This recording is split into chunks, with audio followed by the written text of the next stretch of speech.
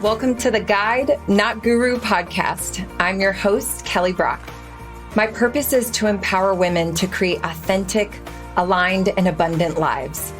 After over a decade of mentoring women in business and self-leadership, I found that we don't need to adopt a guru's blueprint. We need guides to help us build our own. So if you're ready to lead and be a work in progress, you've come to the right place.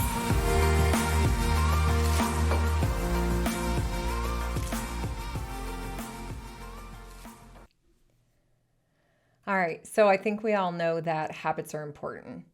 And one of the most powerful habits you could create is a morning routine. And for me, a morning routine literally changed my life.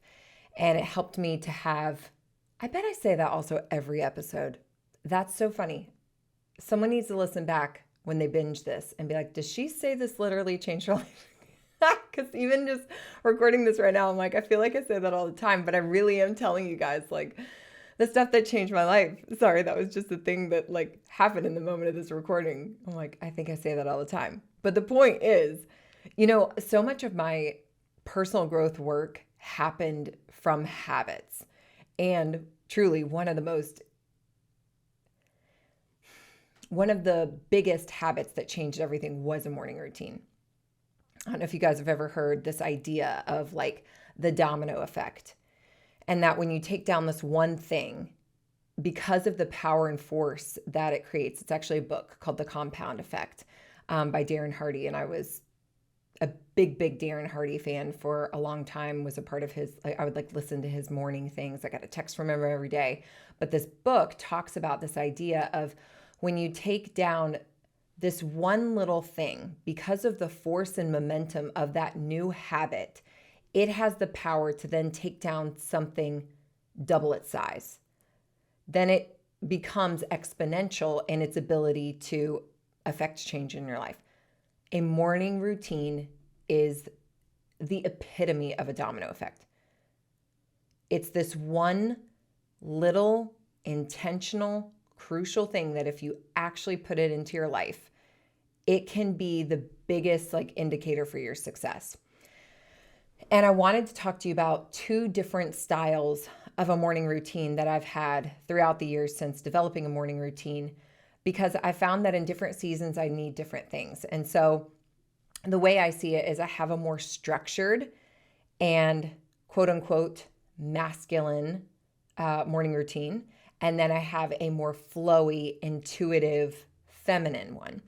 And when I say masculine, if you've never looked this up, all energy comes in the form of masculine and feminine.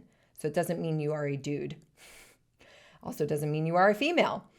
Doesn't even have anything to do with what you prefer. It has to do with everything in energy has a more masculine approach and a more feminine side to it. And the masculine is going to be more structured.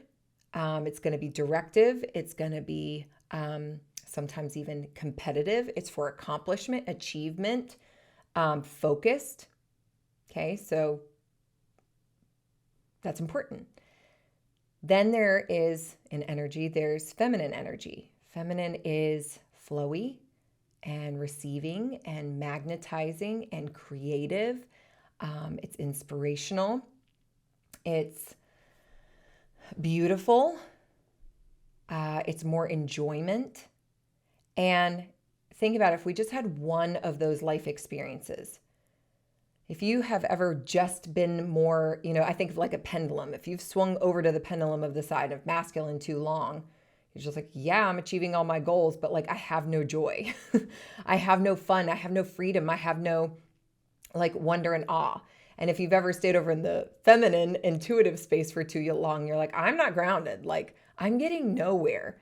This is too flowy. I need to know I can actually accomplish something with my life. So we actually want both of those things. So I teach a lot of feminine and masculine energy in almost all the things that I do because they're a part of the yin and the yang. So when I'm talking about the different morning routines that I have, I wanted to be transparent around why I do different things even in different seasons, because the cycle of life, we're going to go through lots of different seasons. When you even think about the cycles of the seasons, there's winter, there's a death, there's spring, there's regrowth, there's summer, there's just this joy and fulfillment and like abundance season, there's fall, there's the breaking away and the changing. And that happens in all seasons of our life. And so for me, I started with habits, and habits changed my life. And then I got to the point that some of my habits were so controlling that I didn't feel free. I was missing some piece of me, this like vitality or this like, again, this spontaneity. And so then I swung to that side, and that serves for a little bit. And so I've learned how to dance between the two. And so I want to just walk you through my routines, some of the consistent morning habits that I have that I think have made a massive difference for me in honestly altering my reality in the last 3 years. And I mean, I'm living in dreams that I didn't even know I had 3 years ago. And all of those things both came to me in the vision form and became a real reality, a manifestation through this consistent habit. Because if Kelly Brock has one thing that she is consistent, I mean, 98% of a morning routine. Like I can't even tell you the last time I've missed my morning quiet time. But I hold it lightly, and now I know how to flow between the two. So I want to give you a little insight into that. So hopefully it'll serve you too. And I'd love to hear your feedback if either of these resonate, if you do any of these same things too. So my more structured one, again, when I say structured, whenever I'm trying to make something become real in my life, meaning I want a goal to be accomplished. So real quick, I want to go back to the masculine and feminine example for a second, because I want you to imagine the feminine, that flowiness is like the water, and it is powerful, and there's so much goodness in the water. And I want you to imagine the masculine is like the riverbanks. And if the water had no riverbanks, it would be purposeless. You just have water flooding over fields everywhere, right? It would just be like, it gets nowhere, even though it's nourishing and it's powerful, but it doesn't have its full power without the safety directiveness of the riverbanks.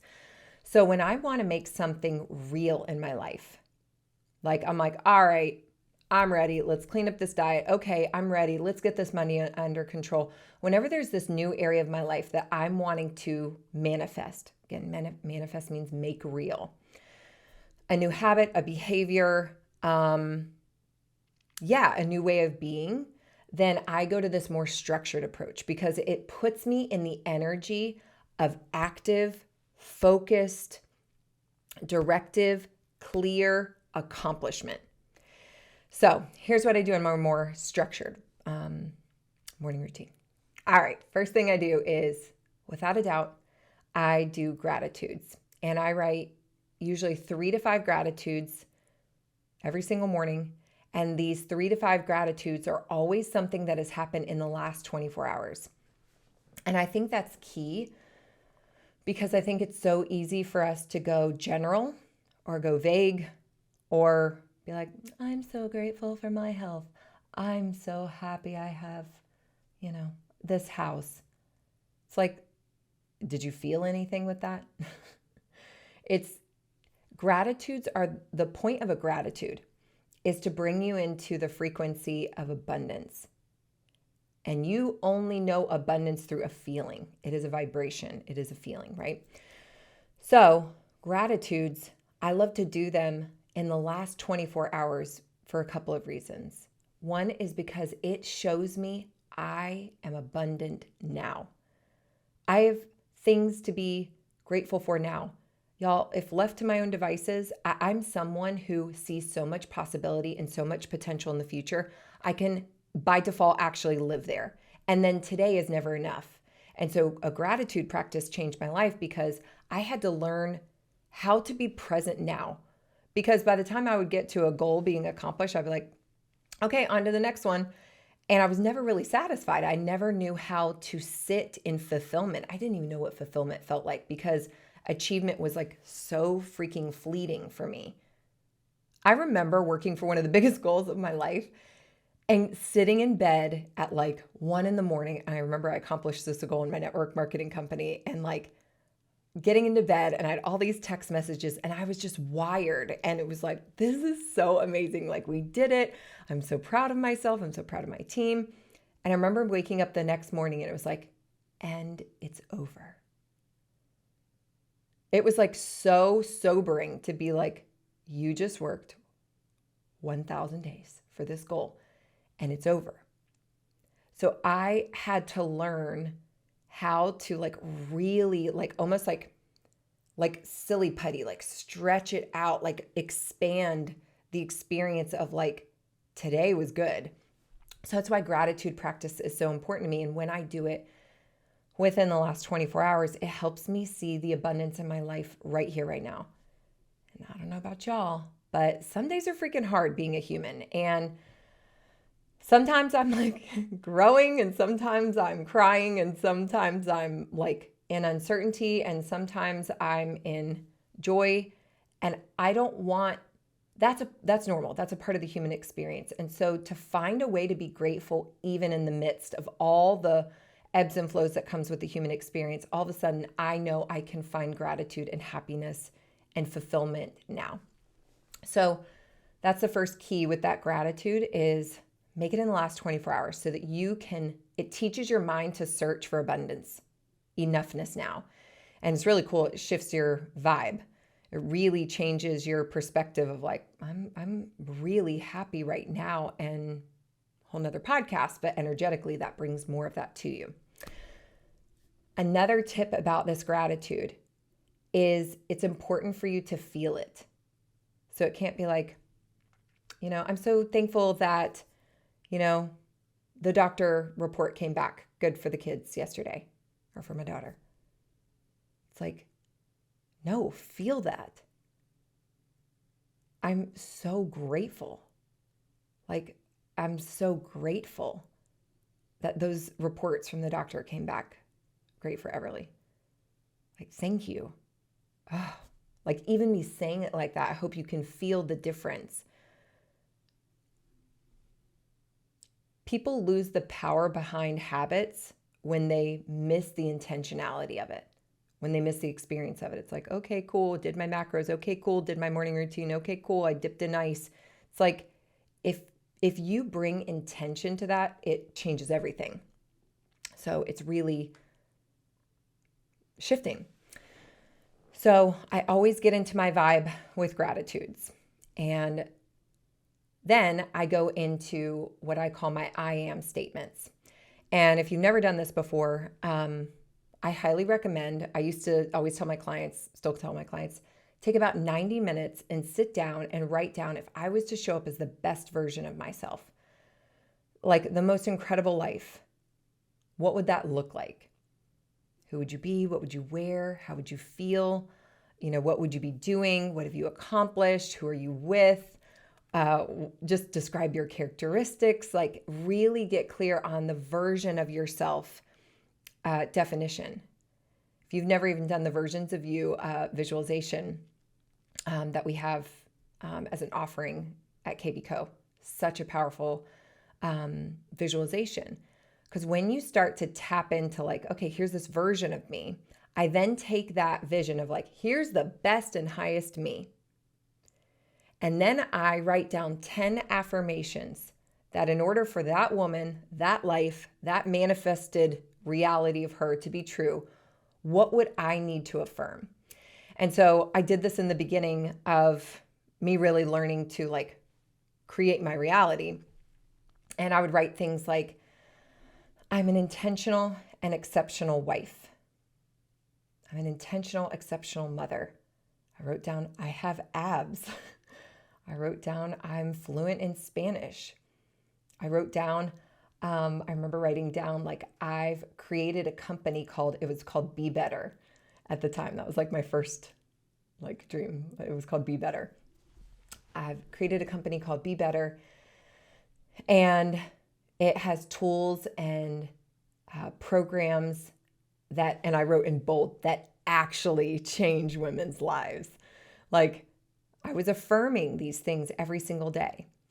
So you write down 10 affirmations that if these things, these I am statements about you were to be true, by default, you'd probably show up as this best version of you. And these 10 affirmations for me, they've changed throughout the years. And then there are some that are still the same. Like I still have down, I'm an intentional, exceptional wife. I still write down, I'm an intentional, exceptional mother. I still have down, I am a spirit-led woman. And the fruits of him are evident on my life. I've shifted maybe the way I've said it, but that's still a part of my identity. So some of those things will stay the same and some will shift. So for example, all of a sudden, I want to keep 10 because you don't want 20. You're not going to keep up with 20. 10 is like a sweet spot number. But these are the 10 leading intentions that I have to be in my life every single day. And so I had a Spanish one time, and then it was like, you know what? The Spanish one's just not the most crucial.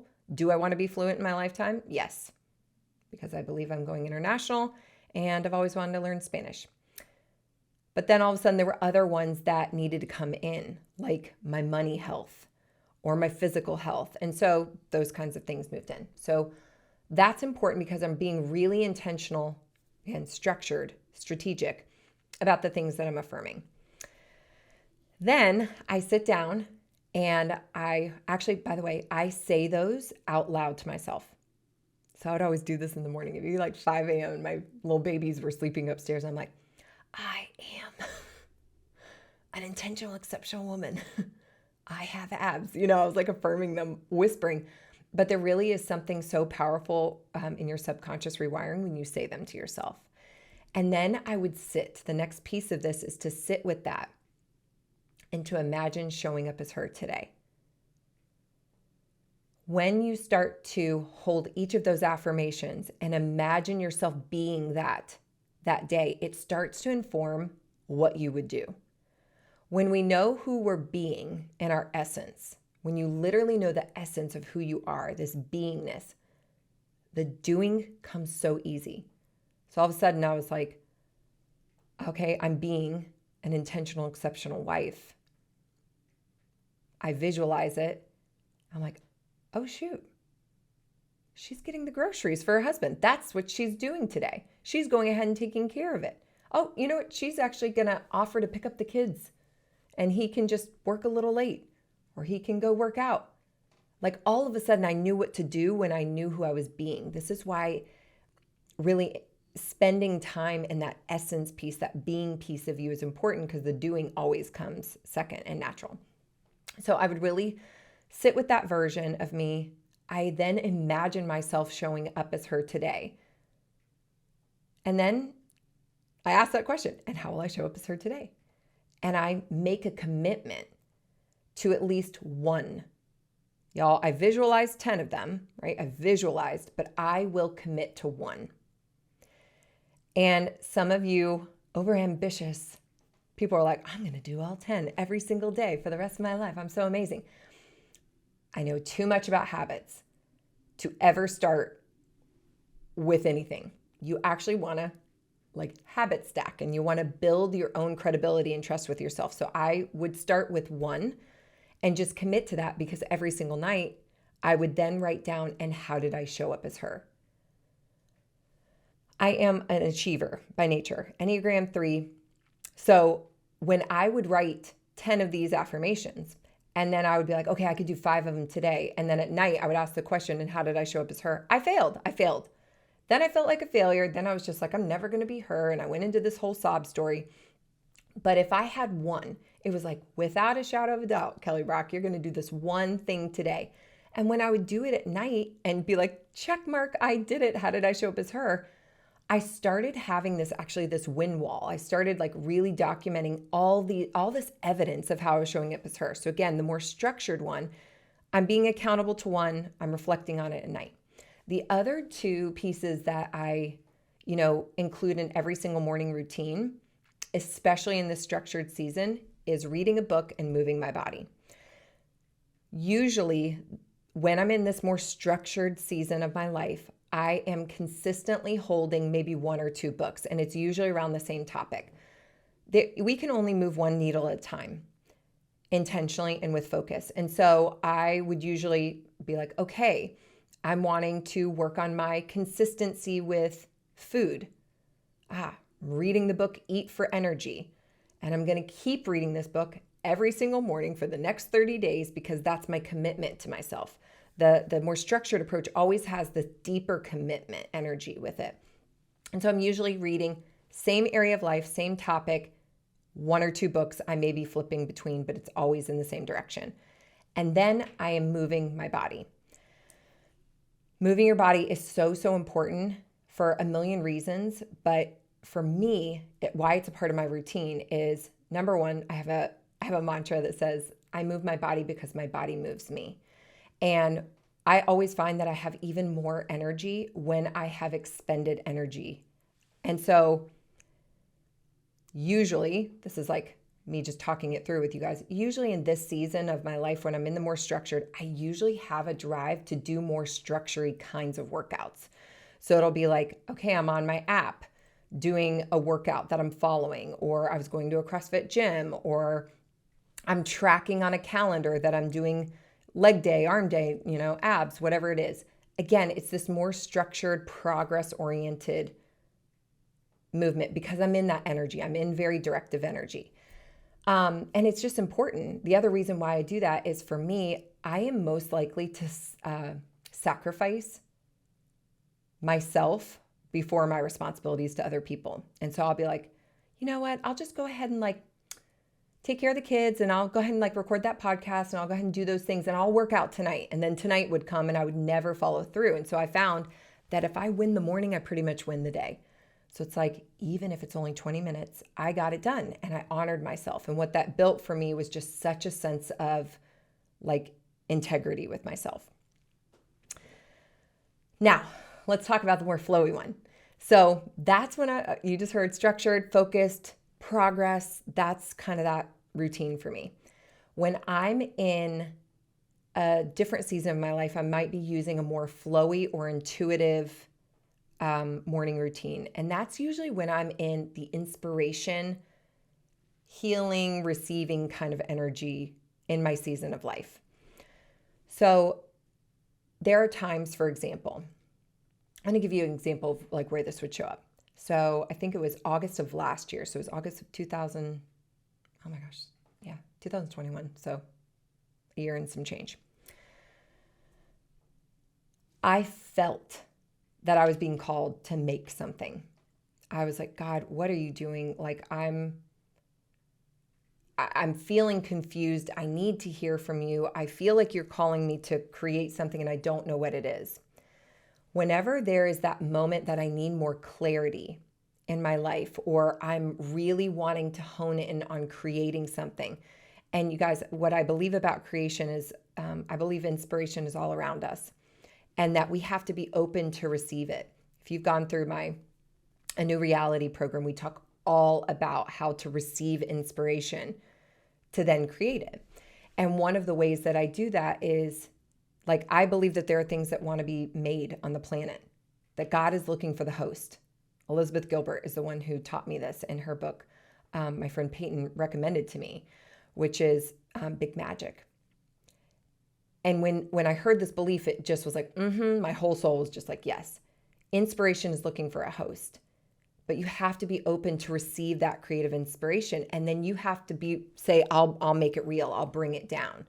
And so you might need to be in a season of just open receiving of, gosh, there have been times I've been healing from broken hearts or relationships or seeking understanding. You guys, last year with my health, it was just what is this about, God?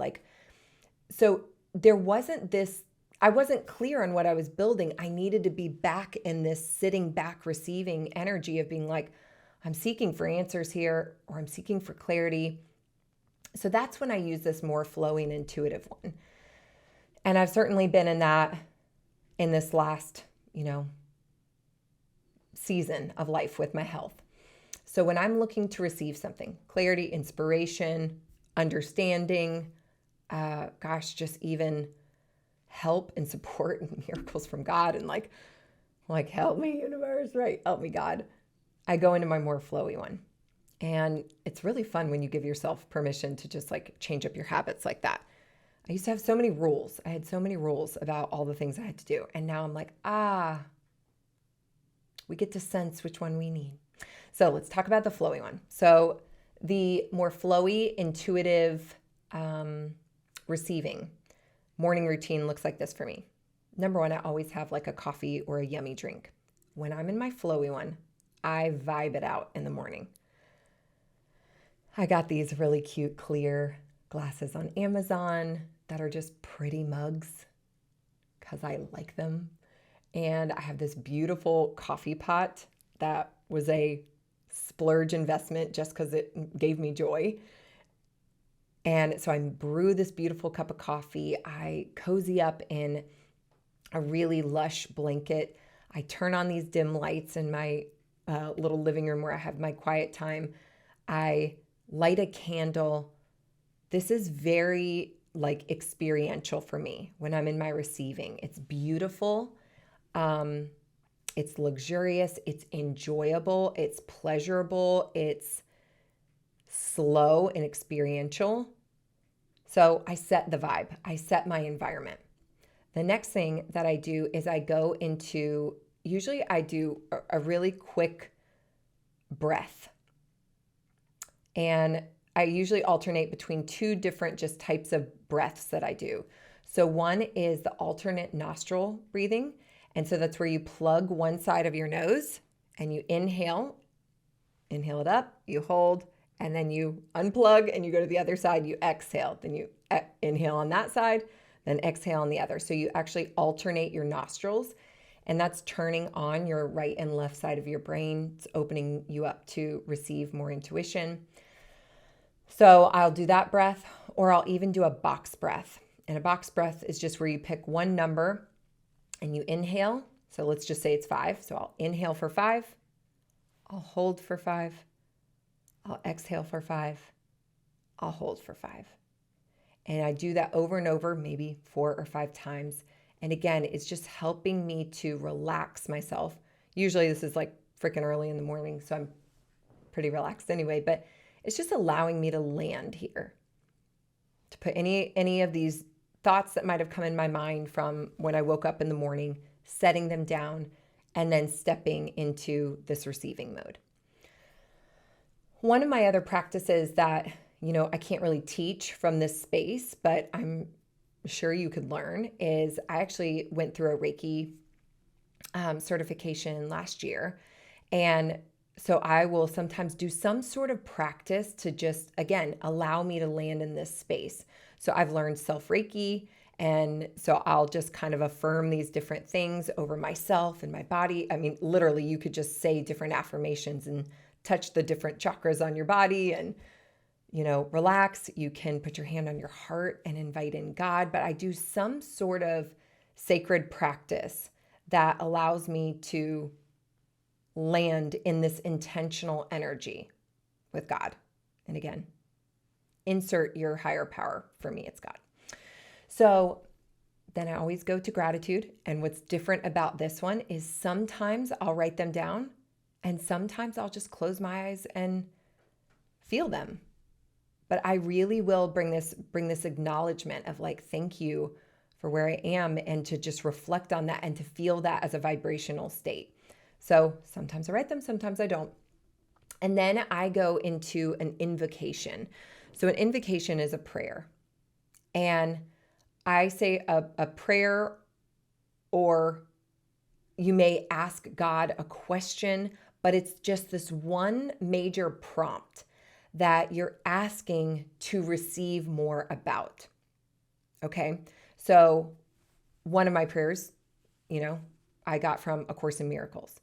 From Marianne Williamson was the first person that I heard this from. And she just said, where would you have me go? What would you have me do? What would you have me say, and to whom? And it's just like opening up for like clarity for today. If you are someone who is wanting to really get clarity on one certain thing, again, I do this invocation prayer that I learned through my intuition development. And, for me, I just put my hand on my heart and I say, God, reveal to me reveal to me what's available for me to understand about blank. Might be about this heartache, about this challenge, about this, mastermind you're asking me to create. Like, reveal to me what's available for me to understand at this moment in time for my highest good.